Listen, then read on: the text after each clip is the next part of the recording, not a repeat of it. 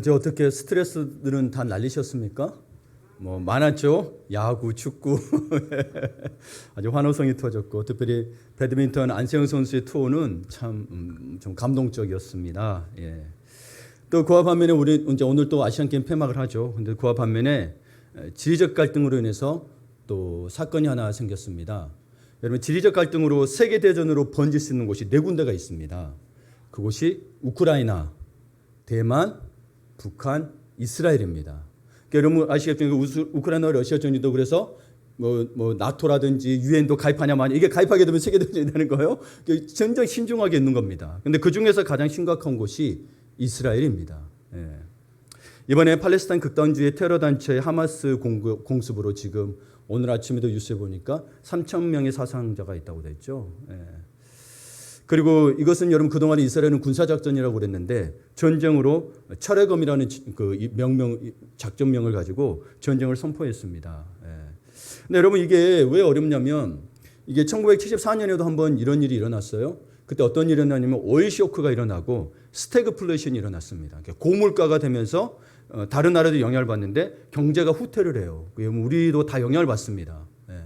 그 굉장히 힘이 들었던 시기가 있는 건데 이게 근데 하마스가 동시다발적으로 공격을 했기 때문에 많은 준비가 되었다는 걸 알 수 있는데 이제 여기에 배후가 있다라고 또 이야기를 하더라고요. 참 모르겠습니다. 하여튼 저희들은 그런 아래는 모르나 여러분 좀 기도해야 될 때입니다. 안 그러면 여러분이 또 힘들어져요. 우리나라는 무역이나 많은 의존하고 있고 그렇기 때문에 또 기름을 쓰고 있는 나라잖아요. 어려움이 생길 수 있으니까 여러분이 힘들어집니다. 우리가 힘들어지고 뭐 어려움이 달아도 뭐 우리는 그리스도니까 견딜 수는 있는데 여러분 또 그리고 나라가 그렇게 또 어려워지면 안 되잖아요. 그렇죠? 예, 기도 부탁드립니다. 그리고 우리는 또 이스라엘에 있었던 지도자인데 또 느헤미야 같은 지도자가 있기를 또 기도 부탁드립니다. 예, 그래서 오늘 또 우리 느헤미야를 봅니다. 몇 주 전에 5장에서는 우리 그 내부의 갈등을 극복하는 느헤미야의 모습을 보았습니다. 그런데 내부의 위기를 극복하고 숨 돌릴 틈도 없이 또 외부의 적들이 공격을 시작합니다. 예. 산 넘어 산이라더니 우리 인생도 여러분 한 가지 문제를 넘어가고 나면 또 한 가지 새로운 문제가 이어집니다. 예. 우리 아이들도 그러죠. 예를 들어서 여러분 초등학교 졸업하면 뭐예요? 중학교 있는 거고 중학교 졸업하면 또 고등학교 시험 준비해야 되는 거고 하여튼 뭐 어려움이 다 있습니다. 우리는 어찌 보면 문제는 아니나 문제 인생이라고 볼 수는 있습니다. 네, 문제 인생이라고 볼 수 있어요.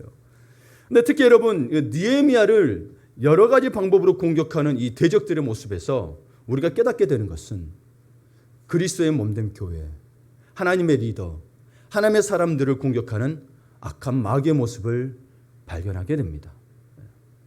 하나님의 선한 일을 중지시키려는 악한 적들의 음모는 얼마나 교활하고 끈기 있는지 참 이 느헤미야를 보게 되면서 이걸 발견할 줄 알아야 됩니다. 특별히 여러분 느헤미야 6장을 여러분 전체로 딱 읽어보게 되면 여러분 영화 기억 안 나요? 애들 스파이 영화라든지 옛날에 왕들이 나오는 영화라든지 여기 음모와 정초에 다 들은 거 느껴지지 않습니까? 참 영화를 보는 것 같았어요. 이걸 읽으면서도. 그러나 그 교활하고 끈질긴 음모를 매번 지혜롭게 극복하는 느헤미야에게서 우리는 하나님의 일을 방해하는 대적들의 공격을 헤쳐나가는 거룩한 리더십의 지혜를 배워야 합니다. 거룩한 리더십의 지혜. 여러분 우리 세상에도 훌륭한 리더들이 있죠. 네, 여러분 그건 세상에서 훌륭합니다. 그러나 우리는 그리스도인들입니다.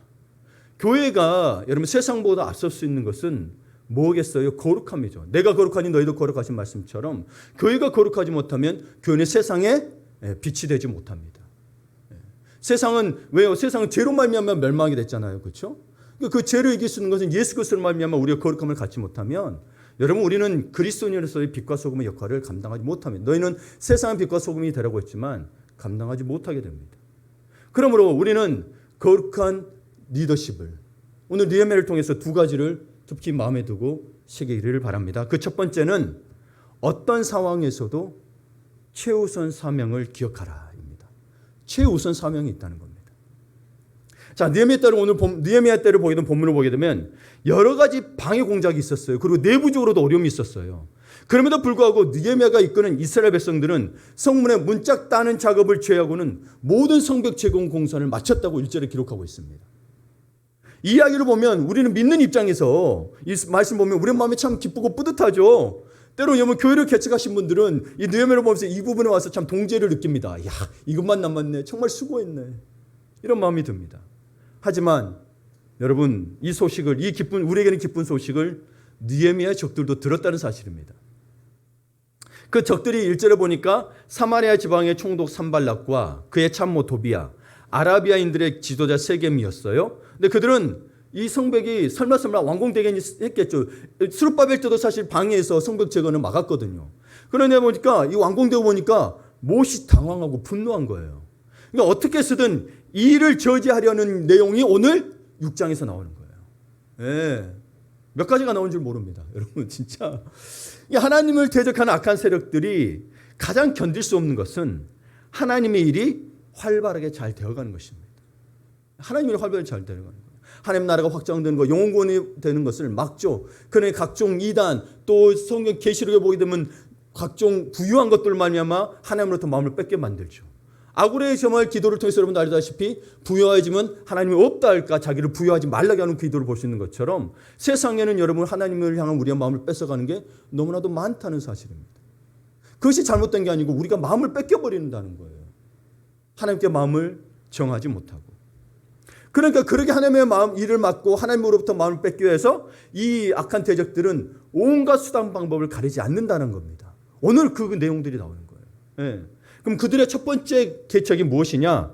끔찍하게도 우리가 보기에는 너무나도 훌륭한 분이잖아요. 느헤미야를 유인하여 암살하는 것이었습니다. 2절을 봅니다. 산발락과 게셈이 내게 사람을 보내어 이르기를 오라 우리가 오노 평지 한 촌에서 서로 만나자 하니 실상은 나를 해오고자 함이었더라. 여러분, 가장 빠르고 쉽고 극악한 전략이 우두머리 제거, 지도자 암살이죠. 그래서 여러분 예전에 유명한 그 테러리스트였던 빈라든가요? 예. 걔도 여러분 그 드론으로 해서 암살 타깃으로 해서 일격 필사를 했죠.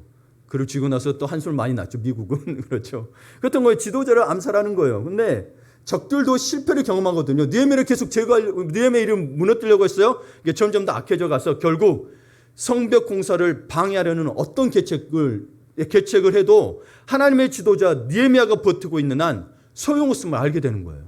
예. 그러니까 하나님의 일을 저지하는 가장 확실한 길은 하나님이 세우신 지도자를 무너뜨린 이름을 이들도 모를 리가 없다는 거죠. 우리나라 역사에도 그게 있습니다. 여러분 임진왜란의 사건을 가장 잘 아시죠? 임진왜란 당시 이순신 장군의 조선 수군에 혼인한 토요토미 히데요시는 다시 조선을 재침공하려고 계획을 씁니다. 그러기 위해서는 누구를 제거해야 돼요? 이순신을 제거해야 되죠. 왕도 아니에요. 이순신을 탁월한 지도자를 제거해야 된 거예요. 그래서 교환한 이중 간첩을 조선에 침투시켜서는 이순신을 모함하기 위해서 귀양 보내는데 성공하게 되죠. 그러면서 누가 오게 돼요? 수군 통제사로 오게 된 수전 경험이 전혀 없는 원균이란 분이 오게 되면서 사실 그는 여러분 역사적으로 보면 심각하게 무능했습니다. 낙하산이고 하여튼 심각하게 무능했습니다. 어쨌거나 그래서 국가에서 나가서 싸우라고 해도 안 싸우고 피하다가 결국에는 나와서 싸우게 된 전투가 칠철량 전투인데 그동안에 이순신 장군이 해놨던 판옥선 백척 우리 백성들의 노력과 땀이 들어있는 거죠. 그 만들어 놓고 거북선 그리고 수군 1만여 명이 거기서 대표를 하게 됩니다. 판옥선도 다 잃어버립니다.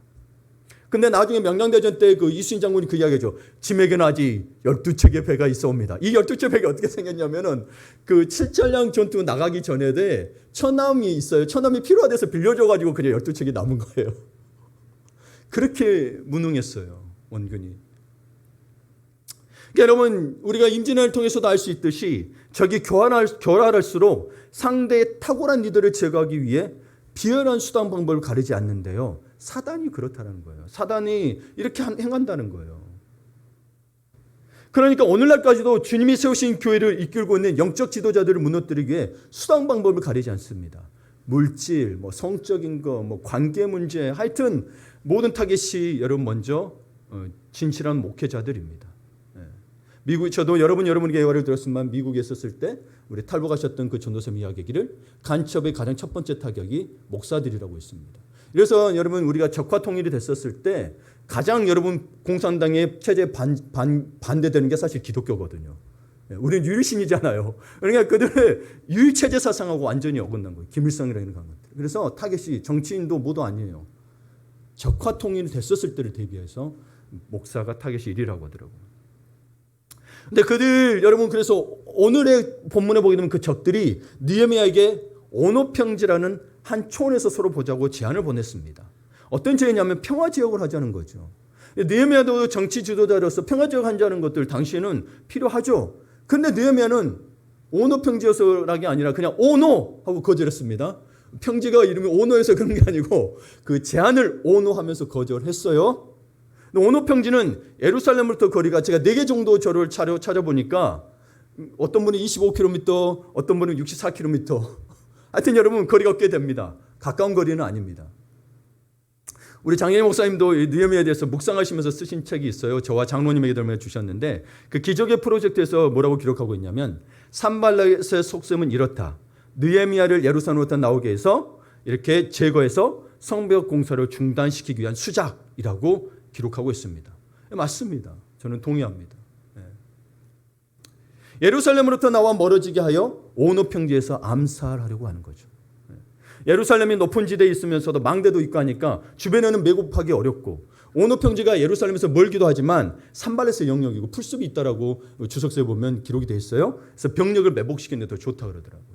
왜냐하면 느헤미야가 여러분 그냥 혼자 나갈 사람은 아니잖아요. 철저한 사람이기 때문에 만약에 간다 하더라도 준비를 잘하고 왔을 거예요. 왜냐하면 눈치를 챘거든요. 그렇죠? 성경 보게 되면. 예. 그리고 여러분 우리가 여기서 봐야 될 게 뭐냐면 우리의 늘 대적은 마음에 분노가 있지만 여러분 얼굴에는 미소를 띠고 접근한다는 사실을 잊지 마시기 바랍니다. 속으시면 안 된다는 거예요. 우리 그리스도인들이 참 마음이 선하시다 보니까 뭐 저 사람이 미운 마음이 있는지 그런 거 생각 안 해. 웃고 오면 좋아. 그렇죠? 그리스도의 마음인데 그걸 이용하는 악한 무리들이 꼭 있다라는 거예요. 그래서 여러분 늘 조심하시고 기도로 여러분 정말 영적 전쟁하시길 바랍니다. 근데 여러분 이것을 거절했단 말이에요. 화친하자고 하고 평화적으로 맺은 거 좋은 조건인데 거절했어요. 그러면 느헤미야가 아주 똑똑해서 이 의도를 간파했던 것일까요? 우리 생각하기 그럴 수 있습니다. 이미 2절에서도 여러분 이것을 사실에서 나를 죽이려 한다는 것들을 기록하고 있습니다. 근데 그 의도가 아니고 느헤미야가 그들에게 하는 말에 답이 있습니다. 3절을 보겠습니다. 함께 읽어볼까요? 내가 곧 그들에게 사자를 보내어 이르기를 어찌하여 역사를 중지하게 하고 너희에게로 내려가겠느냐 하매. 느헤미야가 이 제의를 거절한 것은 적의 암살 음모를 눈치채고 있었던 까닭도 있었지만 가장 큰 이유는 그의 말을 보니 목적의식이 분명하다는 거. 어떤 목적이냐? 여기 보면 내가 이제 큰 역사를 하니 내려가지 못하겠노라. 우리는 생각하기 암살 이유였으면 안 가겠다 생각하는데 느헤미야는 그런 마음이 아니에요. 여러분 느헤미야가 그거 못 막아서 안 갔겠어요? 목숨이 아까워서 안 갔겠어요? 아니죠. 내가 이제 큰 역사를 하니 내려가지 못하겠노라고 본인이 이야기하고 있어요. 그러니까 목적의식이 분명해지면 우선순위가 확실해진다는 거예요. 거기를 가기 싫어서 안 가고 내가 죽을까 봐 안 간 게 아니라 지금 내게 최우선순위가 있다는 거예요. 지금 성벽 재건을 해야 된다는 거예요.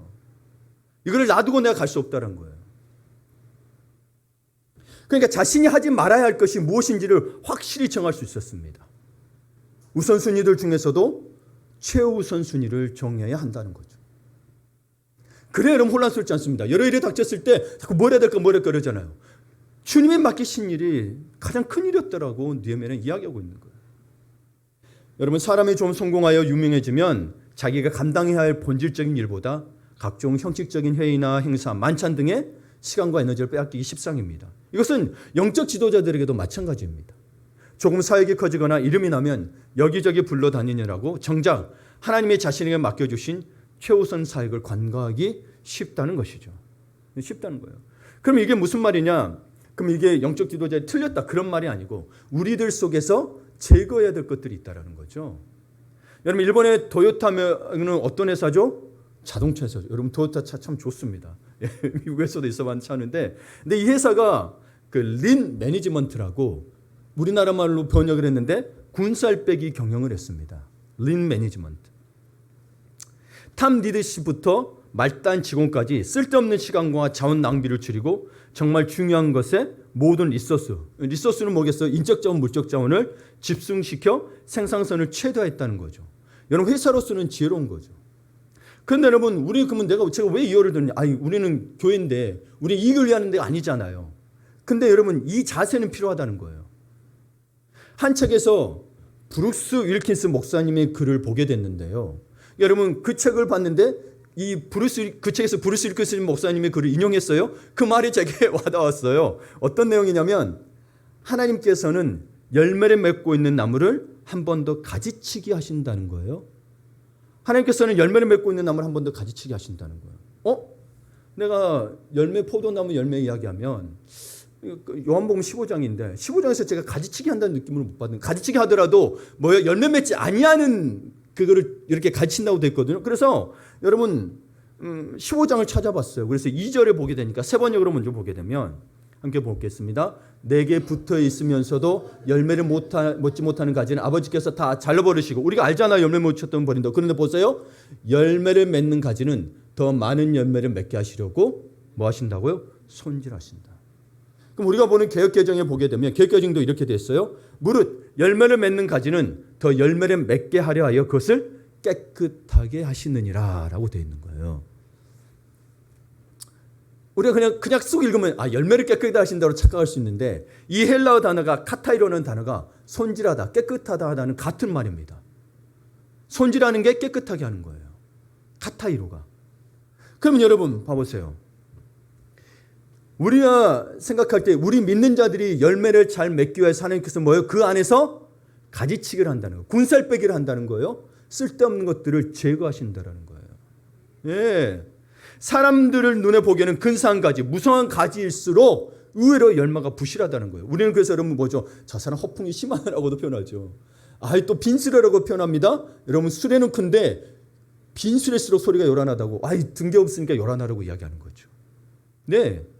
그러니까 여러분 농부가 일하는 것도 보게 되면, 우리 지금 현대의 농부들은 비싼 과일을 만들기 위해서 다른 꽃들도 제거하잖아요. 근데 원래는 그게 아니고, 원래는 이 열매를 풍성하게 해서 자기들이 먹기 위해서는 뭐 하냐면 거기에 있는 쓸데없는 가지를 쳐서 심플하게 만든다는 거예요. 그래서 열매가 더 풍성하게 맺을 수 있도록. 지금의 열매 농부들은 여러분 이거 하나 더 해서 비싸게 팔려는 게 목적이지만, 이게 팔려는 목적이 아니고 우리가 먹으려고 한다라면, 수확을 해서 가족들이 먹는다라면 여러분 더 풍성한 열매를 맺기 위해서 그 안에 솎아줘야 된다는 거예요. 머리를 솎는 것과 같다는 거예요.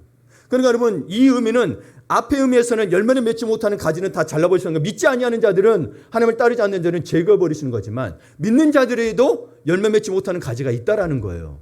쓸데없는 습관들, 쓸데없는 말들, 쓸데없는 것도 있다는, 그거를 제거해서 더 풍성한 열매를 맺게 하시는, 이게 믿는 자들의 가지치기입니다. 예.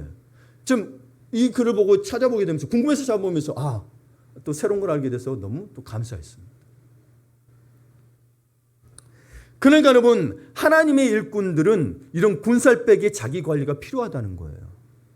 영적 리더십에 위치해 있는 분들은 반드시 필요합니다. 그럼 평신도도 결국 하나님이 제자로 만드시기 위해서는, 제자가 되기 위해서는 이 군살빼기를 해야 된다는 거죠. 당시 또 제자들은 아시겠지만 도제 관계였어요. 그래서 3년 동안 있으면 가족을 떠나서 3년 동안 훈련받은 거거든요. 도제 관계는 그래서 아예 스승하고 붙어서 살았어요. 예. 아카데미들이 그랬었습니다. 그러니까 영적 리더십에 있는 분들은 내게 있어서 이 주님의 열매를 맺는 데 있어서 내게 빼야 될 게 무엇이냐, 그 자기 쳐야 됩니다. 단호히 치지 않으면 열매가 풍성하지 못해. 열매가 작다는 거예요.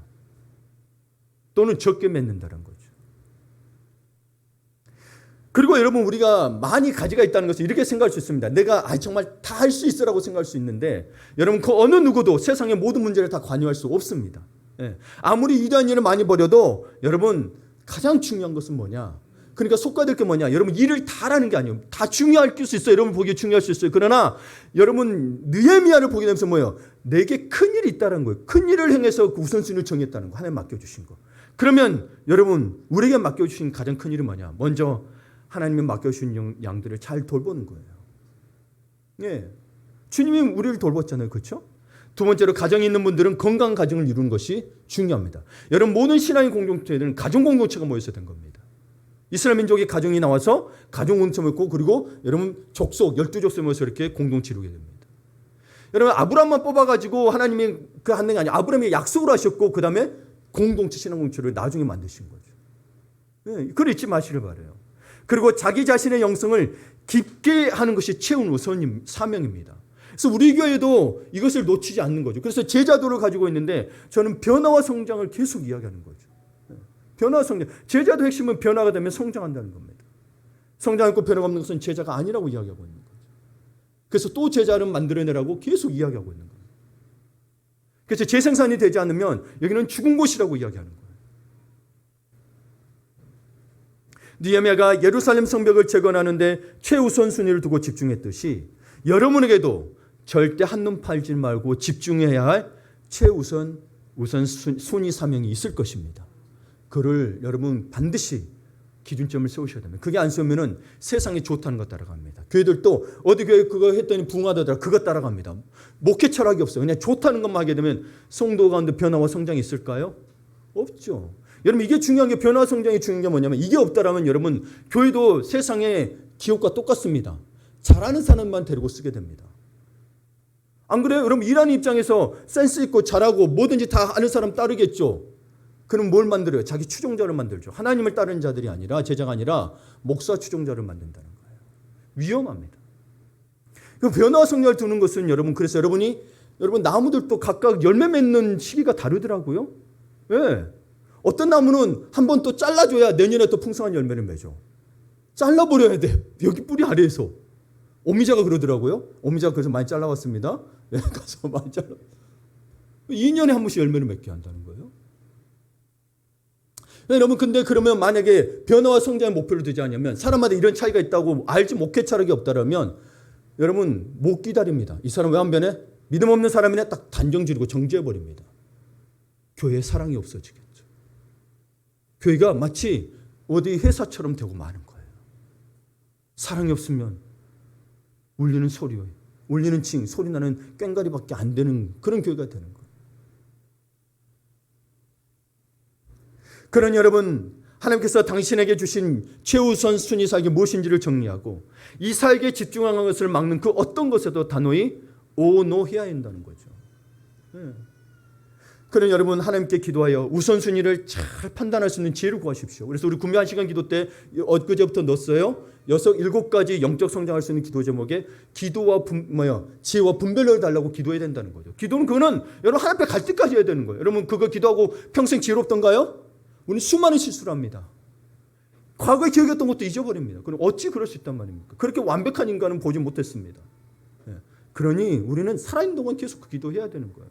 하나님의 도우심을 구해야 되는 거예요. 예. 그리고 지혜롭고 그렇게 기도를 하게 된다면 지혜롭게 된다면 지혜롭고 확실한 거절은 수많은 위기를 벗어날 수 있도록 해줍니다. 네. 아무리 이성관계가 복잡한 사람도 결혼하면 다 깔끔하게 정리해야 하듯이 일단 하나님을 믿는 사람은 하나님 앞에서 그 과거들을 다 정리하고 결심해 나가야 합니다. 예. 그냥 나는 믿어. 여러분 우리 일부 예배 때 우리 이상호 쌤이 기도했지만 아는 것과 믿는 것. 우리 에베소서 4장에 있는 거 아는 것 믿는 것이 하나가 돼야 장성한 분량이 이른다고 그랬죠. 알고 있는 걸 믿는 걸로 찾아가면 안 됩니다. 요즘엔 그리스도인들이 너무 많이 듣다 보니까 예수 복음에서 알아요. 믿는 것은 행함이 없으면 죽은 믿음이라고 그랬어요. 정말 믿는다라면 여러분 복음을 해서 나가서 전도할 수 있지 않습니까? 근데 믿어 알아 전해야 되는 거 알아 못 전한다. 그럼 믿음이 있는 거예요 없는 거예요? 없는 거죠. 그걸 없는 거라서 여러분이 구원이 없다 그게 아니고 어린아 같은 믿음이라. 그러니 뭐요? 장성한 분량 어른 같은 믿음이 있다라고 이야기하고 있는 겁니다. 예. 여러분이 아는 거를 믿는 거로 착각하지 마시고 정말 안다라면 정말 믿어서 하나님의 역사가 여러분 삶 속에 나타나기를 바랍니다. 그리고 진짜 믿으면요 강하고 담대해져요. 예, 자꾸 이렇게 안 돼요. 왜? 하나님 함께 계시는 걸 믿는데요. 예. 그래 여러분 복 있는 사람은 악인의 꾀를 따르지 않는다고 했습니다. 그러니까 하나님이 자신에게 주신 사명에 철저히 사로잡혀 있던 느헤미야는 악한 이들의 꾀에 넘어가지 않고 하나님이 맡겨진 것에 집중했다는 사실입니다. 예. 그러면 이런 게 어떻게 형성이 됐느냐? 단순히 여러분 이 느헤미야의 형성됨을 6장에서도 볼 수 있지만 6장에서만 볼 문제는 아니죠. 느헤미야의 두 번째 거룩한 리더십은 기도와 말씀입니다. 많은 이들이 어떻게 하면 빨리 하나님을 믿을 수 있어요? 어떻게 하면 하나님의 복을 빨리 받을 수 있어요? 여러분 이거는 가장 지름길이 정도입니다. 기도와 말씀에는 다른 길이 없습니다. 여러분. 네. 그렇게 되면 여러분 진리가 아니에요. 진리가 아닌 것들은 다른 길도 찾고 다른 방법으로 가고 편법도 찾고 하죠.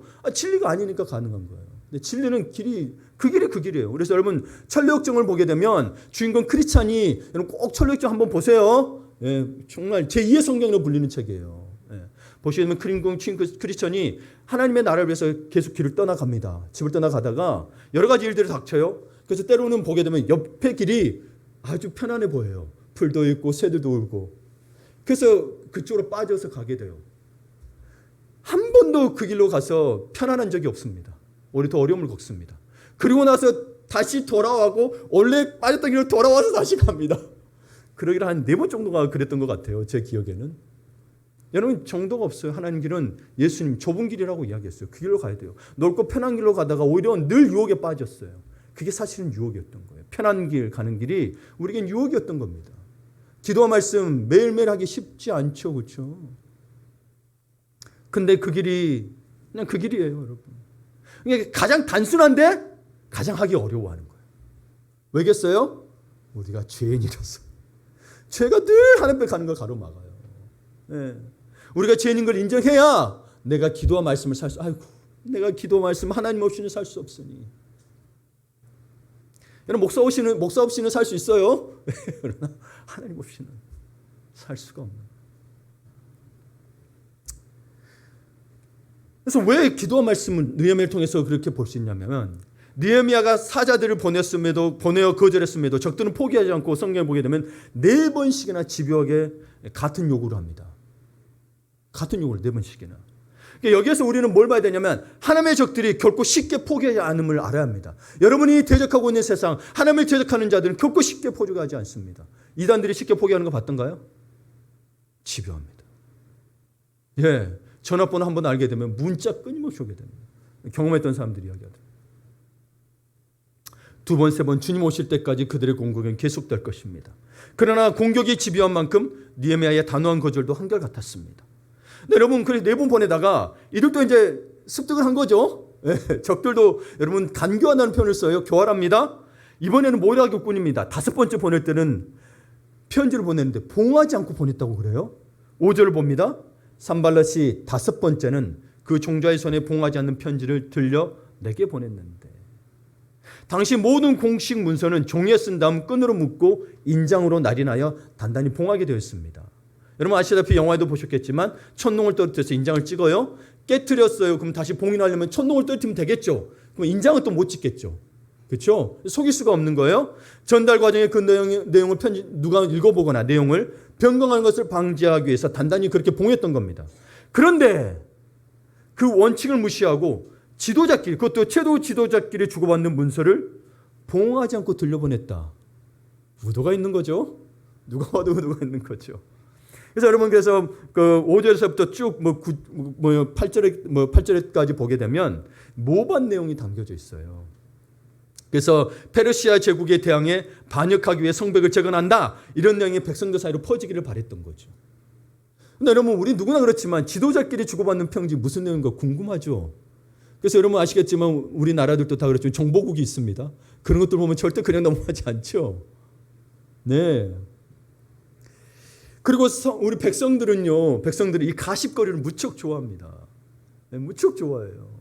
그래서 우리나라도 예전에 보시면 알겠지만 과거에 우리 좀 세력 있는 정치인들이, 권력 있는 정치인들이 좀 안 좋은 일을 일으켰다. 그럼 뭐요? 유명한 연예인들 스캔들을 내서 그걸 덮어버렸던 거죠. 늘 군중들은 그 가십을 좋아해요. 그걸 이용한 거예요.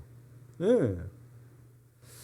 그래서 여러분 기적의 프로젝트라는 책에서 우리 목사님의 책에 보게 되면 거기에는 가짜 뉴스 또는 쓰레기 같은 말이라고 표현했는데 정확한 말입니다. 가짜 뉴스죠. 지금을 표현하면 가짜 뉴스죠. 그 말이 돌고 도기를 바랬던 거고 그 말이 그래서 믿어지기를 바랬던 거죠. 요즘으로 치면 뭐 가짜 뉴스가 어디에 많아요? 인터넷에 너무 많죠. 네, 인터넷에 이렇게 게시판에 이렇게 자극적으로 올린 거죠. 야 누가 모반하려고 하려더라. 그 당시에는 이것처럼 자극적인 말이 없어요. 왜요? 여러분 지금 이스라엘 민족은 지금 아직 해방이 안 됐다니까요. 포로가 돌아오면서 이제 채워가려고 하고 포로가 이제 돌아오는 상태에서 반역을 꾀했다. 그러면 페르시아가 가만히 있겠어요? 아니라는 거죠. 그리고 예전에 스룹바벨 때 이 적들이 한번 사용했어. 성벽 재건을 막았어요. 이번에는 막을 수 있을 거라고 생각한 거죠. 진짜 나쁜 놈들이죠.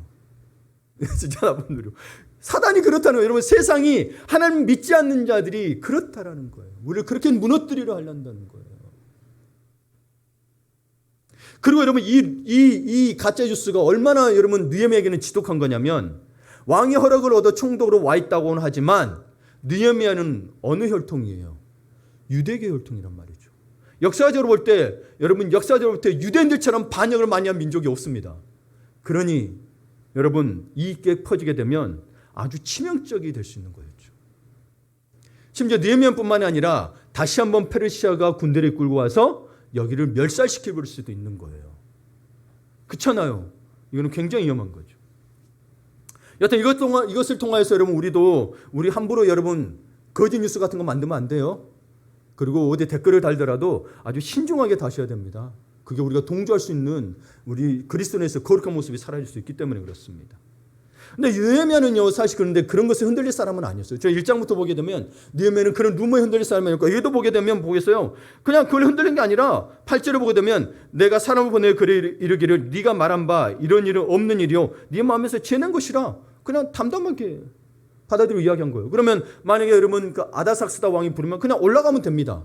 사실 인정받고 있는 술 맡은 관원이었잖아요. 그래서 가서 설명하면 됩니다. 근데 그가 그렇게 쉽게 떠날 수 없었던 이유는 그 마음에는 누가 있었느냐?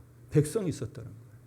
지금으로 따지면 정말 목회자들은 성도에 대한 마음을 그냥 둘 수가 없는 거예요. 성도들을 그냥 내버려둘 수가 없는 거예요. 그래서 뭐예요? 기도할 수밖에 없었습니다. 9절에 보게 되면 이는 그들이 다 우리를 두렵게 하고자 하여 말하기를 그들의 손이 피곤하여 역사를 중지하고 이르지 못하리라 함이라. 이제 내 손이 힘있게 없어서 하였노라. 예, 그들이 그렇게 한 이유를 다 알아요. 우리를 두렵게 하고 이 성벽적인 역사를 중지시키려 한다는 걸 다 알았어요. 알아요. 아는데 그래서 느헤미야가 기도한 게 저 백성들의 마음을 붙들어 주시가 아니라 내 손에 힘을 있게 해달라는 거예요. 간절히 기도하는 거예요. 하나님, 내가 이를 감당할 수 있도록. 백성들에게 책임을 돌린 게 아니라 뭐예요? 내가 감당하겠습니다. 우리도 이렇게 기도하고 사실 느헤미야가 하던 것처럼 그냥 우리도 계속 일을 진행하면 됩니다.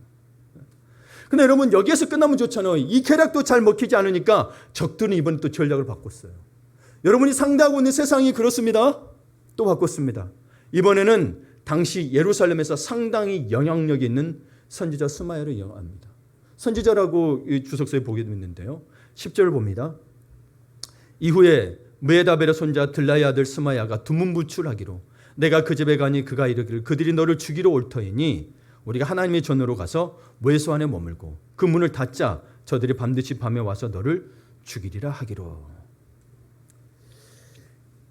참 여기에 여러 가지가 사건이 담겨져 있는데, 먼저 그 스마야가 두문부출했다고 돼 있잖아요. 집에서 나오질 않았어요. 그래서 근데 보세요. 느헤미야가 직접 찾아갔다는 거예요. 친분이 꽤 있다는 의미죠.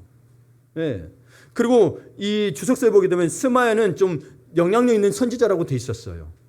그런데 뭐라고 하냐면 집에 가니 그 애를 너를 죽이러 올 테니 가자. 하나님 전으로 가서 외소 안에 머물고 그 문을 닫자라고 돼 있습니다. 사실 이건 거짓말입니다. 네, 이건 거짓말인데, 그러니까 스마야는 적들에게 뇌물을 받고 느헤미야를 공경에 빠뜨리고자 했다는 거예요. 선지자인데, 하나님의 말씀을 전하는 자인데 뇌물을 받고 여러분 거짓말을 하고요. 느헤미야와 친분이 있었는데 느헤미야를 속인다는 사실이에요. 그러니까 대적들은요, 영적 지도자를 매수했습니다. 12절을 봅니다. 느헤미야가 이야기합니다. 깨달은즉 그는 하나님께서 보내신 바가 아니라 도비야와 산발락에게 뇌물을 받고 내게 이런 예언을 함이라.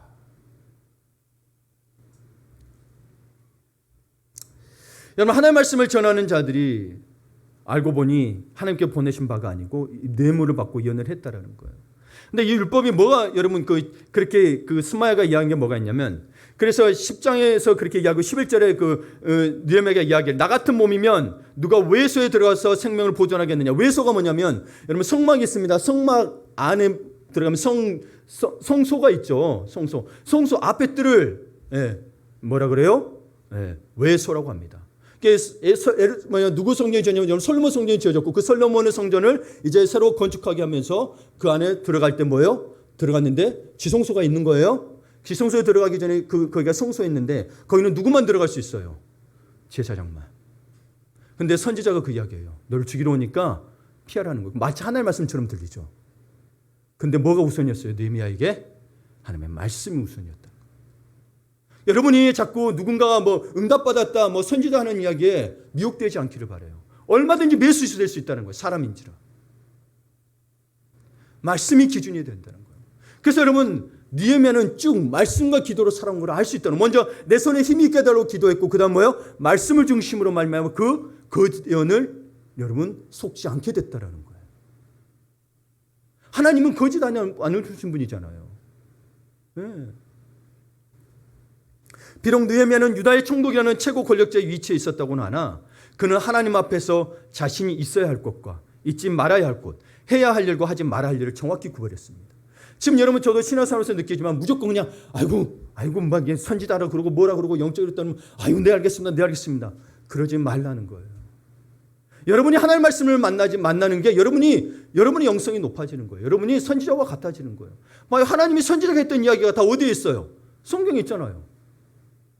근데 자꾸 다른 사람 말을 통해서 들을래. 저도 여러분 능력 있다는 젊은 시절 능력 있던 분들 말을 듣게 보게 되면 똑같은 일인데 1년 전에는 이렇게 하고 다른 해는 다르게 이야기해요. 사람은요 자기 이익 따라 다 이야기해요.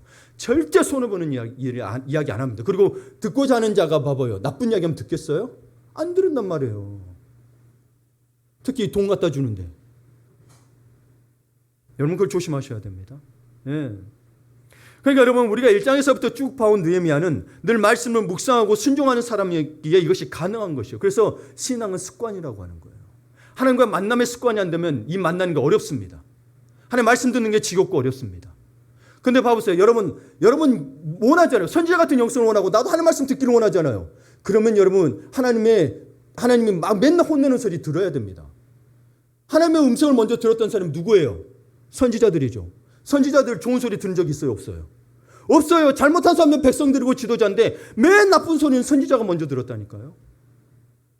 너희 멸망할 거야. 그렇게 살면 안 돼. 이 소리를 선지자가 먼저 듣고 전해준 거라니까요. 근데 우리는 늘 듣기 좋은 말이 하나님의 말씀 같죠. 여러분 그런 말이 들릴 때는 그럼 뭐 하라는 거예요? 가서 공동체를 살리라는 이야기인 거죠. 여러분에게 책찍질하고 여러분의 가시가 되는 게 아니고 이건 내 귀에 들리는 것은 선지자가 뭐요? 그렇게 들었던 것은 백성을 살리기 위해서였잖아요. 가서 전해라. 돌이키게 하라. 근데 나는 나 음성만 듣기로 원해. 내가 잘 되는 음성만 듣기로 원해. 얼마나 그리스도인들이 이기적으로 됐는지 모릅니다.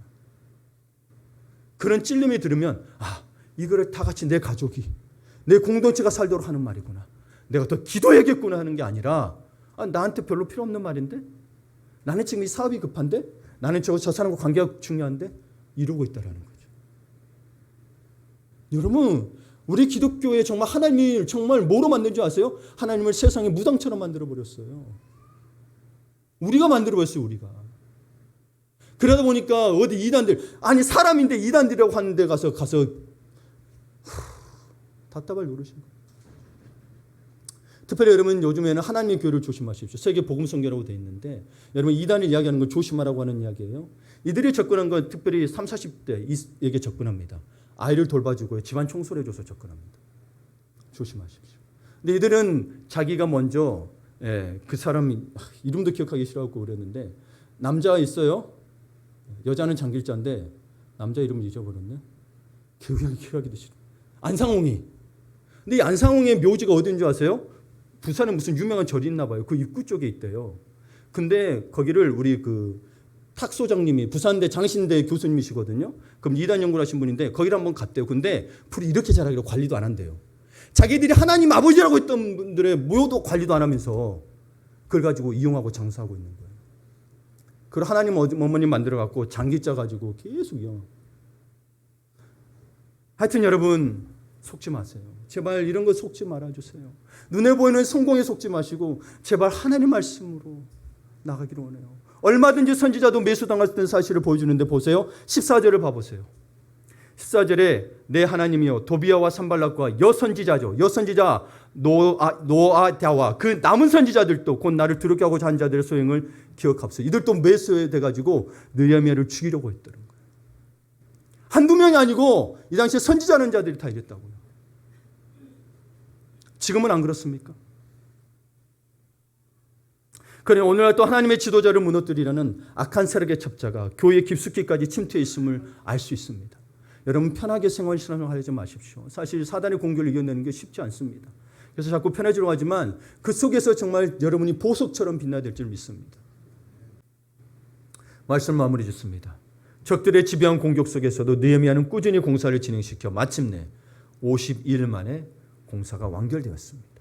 성벽 공사가 완공됐는데도요. 여러분 이제 15절 이하로 읽어보게 되면 도비아의 내부 공격이 계속되었습니다.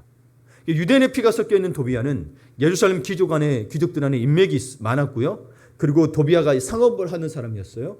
긴밀한 상업 관계를 맺고 있었던 사람들이 꽤 있었어요. 그래서 19절에 보게 되면 그래서 도비아와 친밀한 관계에 있던 사람이 어떻게 얘기하냐면 보세요. 저들이 도비아의 선행을 느헤미야 앞에 가서 말했다고 되어 있습니다. 여러분 성경책 보시게 되면 도비아는 이스라엘에게는 적이거든요. 근데 지금 뭐예요? 귀족들과 그와 친분의 사람들이 도비아는 착하다고 이야기하고 있다고요. 그들이 도비아 같이 악인을 칭찬하고 있다는 것은 자신들이 하나님의 법을 버린 자들임을 증명하는 것입니다. 여러분 우리에게는 영적 싸움은 끝까지 방심할 수 없는 것임을 보여줍니다. 영적 싸움은 방심할 수가 없어요. 하나님의 사명을 받은 하나님의 백성들이 나가는 길은 그래서 결코 쉽지 않습니다. 우리를 둘러싼 세상의 적들은 갈수록 강해지고 커지는 것 같습니다. 그러나 기죽지 마시길 바랍니다. 그들의 운명은 저 정동진에 있는 모래시계와 같습니다. 모래시계 엄청 크죠? 그러나 모래시계는 한번 끝이 있죠? 예, 그들에게 끝이 있다는 겁니다. 겁먹고 위축되지 마시기 바랍니다. 오직 말씀과 기도로 우리가 쌓아야 할 하나님의 성벽을 쌓아갑시다. 최후 승리는 반드시 우리의 것입니다. 아멘. 그래서 여러분 우리 또 특별히 교회가 2024년 우리 교회가 준비를 해야 되는 입장에서 여러 가지를 이제 세우고 정착시켜야 됩니다. 그래서 사단의 방해가 많이 있을 것 같아요. 그래서 미리 기도하고 좀 원하는 거예요. 네. 그래서 우리 모두가 특별히 또 여러분 개인적으로도 지칠 수 있는 상태거든요. 신앙적으로. 여러분 열심히 달려와서 근데 또 맨 똑같은 것 같아. 근데 성벽은 또 쌓아야 되는데 완전히 안 되는 것 같고 이거 어떻게 해야 되지? 우리가 능력이 없는 건가? 그럴 수 있습니다. 그게 아니고 사단이 집요하다는 사실을 우리는 봐야 됩니다. 사단이 집요해요. 그래요 우리 오늘 또 주님 앞에 모든 시선을 주께 맡기고 하나님께 마음을 들며 나가기로 합니다.